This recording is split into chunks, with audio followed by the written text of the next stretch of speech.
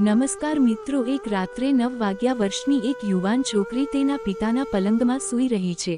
જ્યારે છોકરીના પિતા ઘરે આવે છે ત્યારે તેમણે તેમની પુત્રીને પોતાના પલંગ પર સૂતી જોઈ હતી. તેણે તેણીને પૂછ્યું, દીકરી, તને શું થયું છે? ત્યારે દીકરી કહે છે, મને સખત માથાનો દુખાવો થાય છે અને હું ખૂબ જ ડરી ગઈ છું, તેથી જ હું આજે રાત્રે તમારી સાથે સૂવા માંગુ છું. દીકરીની વાત સાંભળીને પિતા કહે છે, કંઈ વાંધો નહીં દીકરી, આરામથી સૂઈ જા. પછી તે જમવા રસોડામાં જાય છે અને ખોરાક ખાધા પછી તે થોડું ડ્રિંક પણ કરે છે. તે પછી તે આવે છે અને તેની પથારીમાં સૂઈ જાય છે.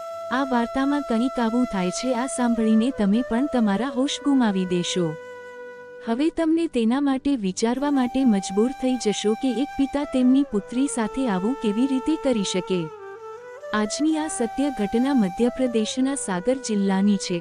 આ જિલ્લામાં ગામમાં પ્રેમલાલ નામનો એક વ્યક્તિ તેના 3 બાળકો સાથે રહેતો હતો, જેમાં મોટી પુત્રીની ઉંમર 21 વર્ષ, નાની પુત્રીની ઉંમર 15 વર્ષ અને સૌથી નાના પુત્રની ઉંમર 10 વર્ષની હતી. પ્રેમલાલની પત્નીનું 2 વર્ષ પહેલા લાંબી માંદગીના કારણે અવસાન થયું હતું. પત્નીના ગયા પછી ઘરની હાલત અત્યંત બગડી ગઈ હતી અને ઘર ચલાવવું તેમના માટે ખૂબ જ મુશ્કેલ થઈ રહ્યું હતું. જે પૈસા બચ્યા હતા તે પત્નીની સારવાર માટે વપરાયા ગયા. આર્થિક સ્થિતિ દિવસે ને દિવસે ખરાબ થતી જતી હતી અને તે ખૂબ જ ઋણી બની ગયો હતો અને બાળકો પણ તેમની માતાની યાદમાં મૌન રહેવા લાગ્યા હતા. તેમની દેખભાળ કરવાવાળું કોઈ ન હતું, પણ એક માણસ માટે આ બધું કરવું બહુ મુશ્કેલ બની જાય છે. ઘરના સંજોગો જોઈને પ્રેમાલાલ સાવ ભાગી પડે છે.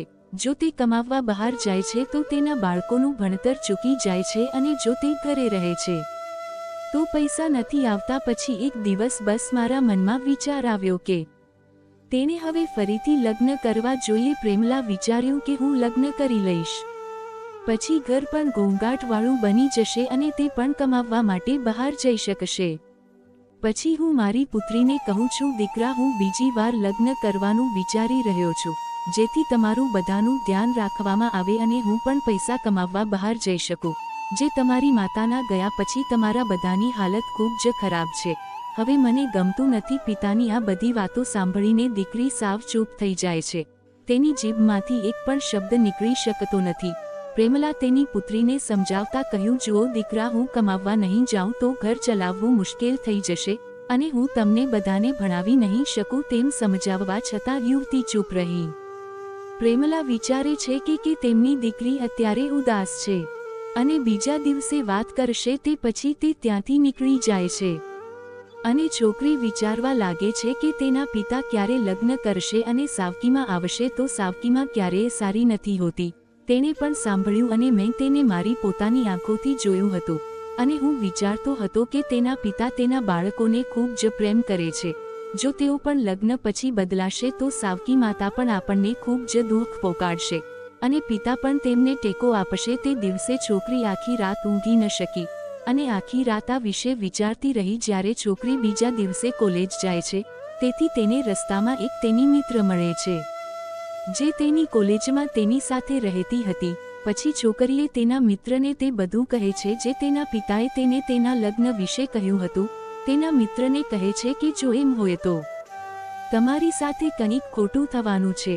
જો તમારા પિતા લગ્ન કરશે તો તમે મોટી મુશ્કેલીમાં મુકાઈ જશો. તમે સાવકી માતા વિશે સાંભળ્યું જ હશે કે તે કેવા પ્રકારની વ્યક્તિ હોય છે. તમારા પિતા આ લગ્ન તમારા માટે નથી કરી રહ્યા, તેઓ પોતાના શારીરિક આનંદ માટે કરી રહ્યા છે. તેમને માત્ર એવો લાઈફ પાર્ટનર જોઈએ છે જે તેમની શારીરિક ઈચ્છાઓ પૂરી કરી શકે.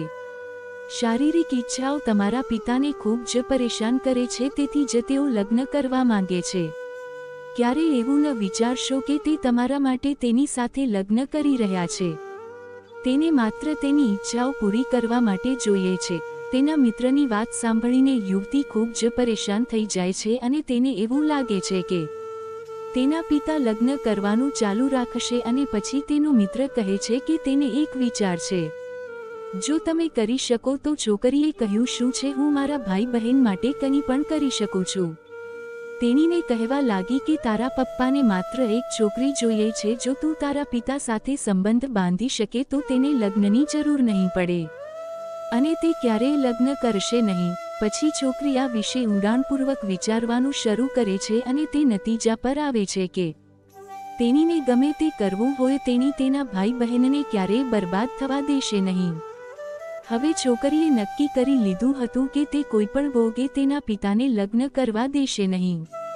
તે કોલેજમાંથી પાછી ફરી ત્યાં સુધીમાં સાંજ પડી ગઈ હતી, કારણ કે તે કોલેજ પછી લાંબા સમય સુધી તેના મિત્ર સાથે વાત કરતી હતી અને પછી તે ઘરે આવીને રસોઈ બનાવવા લાગે છે અને તેના ભાઈ બહેનને ખવડાવીને તેને તેમના રૂમમાં સૂવા માટે મોકલે છે.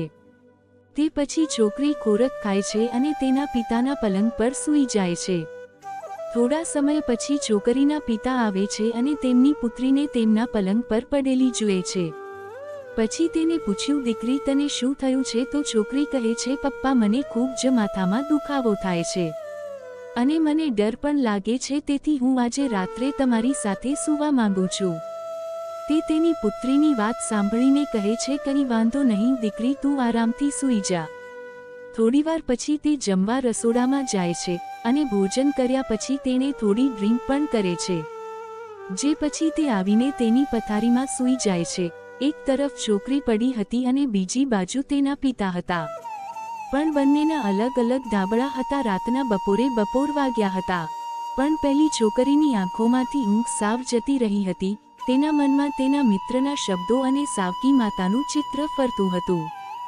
જ્યારે છોકરી વિચારીને દુનિયામાંથી બહાર આવી ત્યારે તેણે જોયું કે તેના પિતા ઝડપથી સૂઈ રહ્યા છે.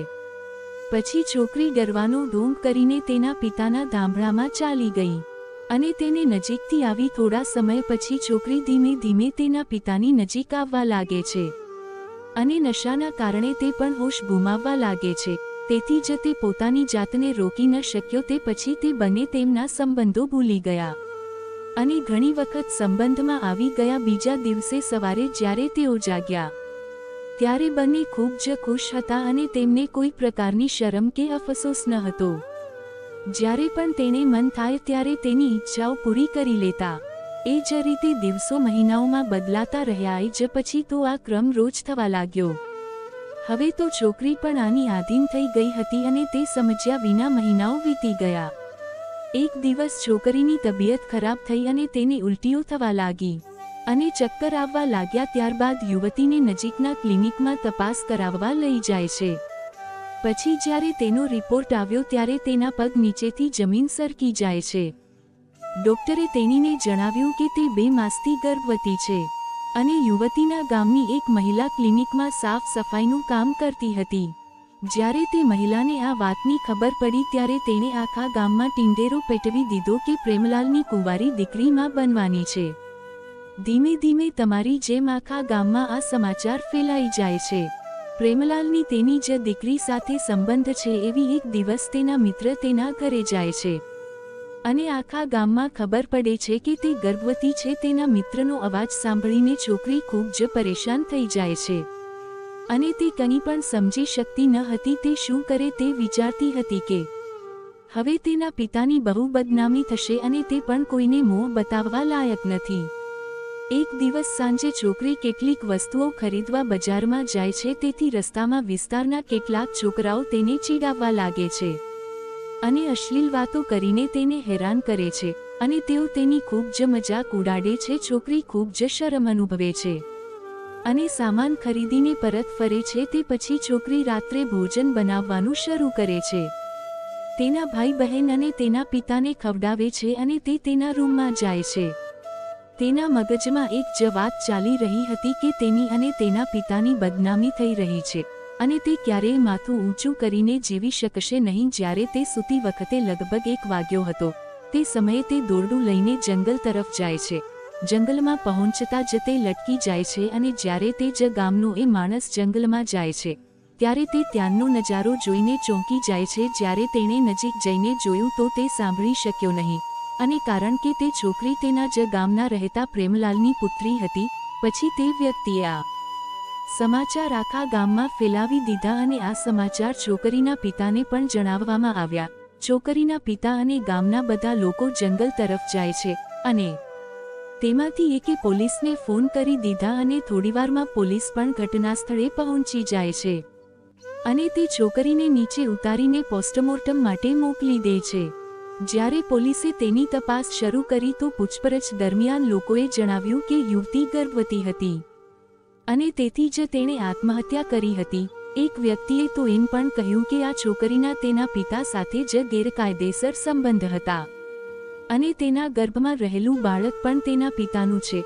લોકો દરેક પ્રકારની વાતો કરતા હતા અને એમ પણ કહેતા હતા કે ભગવાન આવા બાપ દીકરીને કોઈને ન આપે. પછી પોલીસ પ્રેમલાલની ધરપકડ કરે છે અને તેને પોલીસ સ્ટેશન લઈ જાય છે અને તે પોસ્ટમોર્ટમ રિપોર્ટ આવવાની રાહ જુએ છે. આ દરમિયાન છોકરીના મિત્રને પણ બોલાવવામાં આવે છે અને ડરતી છોકરી તેને બધું જ કહે છે.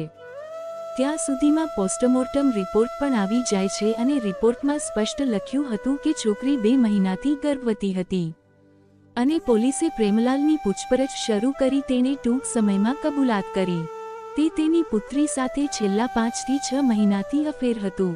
તે પછી પ્રેમલાલની ધરપકડ કરવામાં આવે છે અને તેને કોર્ટમાં રજૂ કરવામાં આવે છે અને તેને 2 વર્ષની સજા ફટકારવામાં આવે છે અને મિત્રો કહે છે કે તમે અને તમારી દીકરી વધારે સમય સુધી એકલા ન રહો, નહીંતર તમારા મગજમાં ગંદા વિચારો આવે છે. જો કોઈના મનમાં એક વખત ગંદા વિચારો ઘર કરી જાય તો ભગવાન પણ તેને બચાવી શકતા નથી. તો તે વ્યક્તિ કંઈ આવું જ કરે છે જેના કારણે એક પવિત્ર સંબંધ પણ શરમજનક બની જાય છે.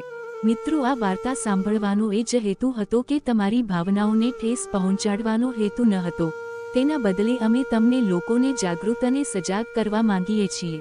તો મિત્રો, આ હતી અમારી આજની વાર્તા. તમને કેવી લાગી અમને કોમેન્ટ કરીને જણાવો અને જો તમે અમારી ચેનલ પર નવા છો તો અમારી ચેનલને સબસ્ક્રાઇબ કરો.